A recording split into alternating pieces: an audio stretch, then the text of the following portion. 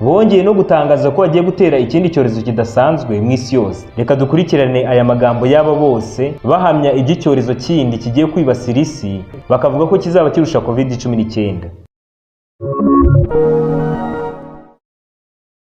We all want to return to the way things were before COVID-19. Twese turashaka gusubira mu buzima twari turimo mbere ya COVID-19. Ariko hari ikindi kintu tutari kuzirikana cyane. Ntabwo tuzabasha kurangiza burundu ibyorezo byo ku isi. By the next pandemic, Kubw'ikindi cyorezo kigiye kuza, tugomba kuba dufite uburyo buhagije bwo gupima abantu benshi cyane.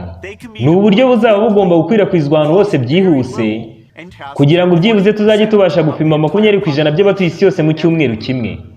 Bizadusaba kandi gukora abandi basirikare b'umubiri bafite ubudahangarwa budasanzwe, bazashobora neza kurwanya iyo virusi bakayibuza kuhita yica umubiri, kandi ibyo bizagabanya impfu nyinshi cyane.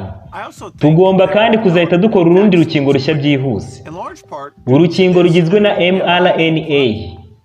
mRNA will become faster to develop.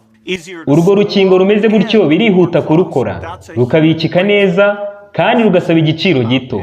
Iyo ni intego ikomeye cyane tuzaba tugomba kugeraho. Uburyo bwo kuzahagarika icyo cyorezo kigiye kuza mu buryo bwihuse bizadusaba gutangaza vuba aho iyo ndwara yabonetse mu gice icyo ari cyo cyose cyo ku isi. Ibyo biradusaba kubaka sisiteme itanga impuruza ihuriweho ku isi yose, kandi ubwo umuntu wa mbere mushya wanduye iyo ndwara azaba amaze kuboneka, biradusaba kuba dufite itsinda ryihariye ry'abaganga bazahita bagera aho hantu byihuse. Bagomba kuzihuta cyane nk'abagiye kuzimya umuriro, kandi bagomba kuzajyana ububasha, ibikoresho n'ubuhanga bukomeye kugira ngo bazahite bahagarika vuba aho iyo ndwara izaba imaze kuboneka. Guhagarika icyo cyorezo kindi kigiye kuza bizadusaba akayabo k'amafaranga atabarika, ariko nituramuka dukoze dutya tuzikiza ayo makuba akomeye cyane agiye kudutera twese.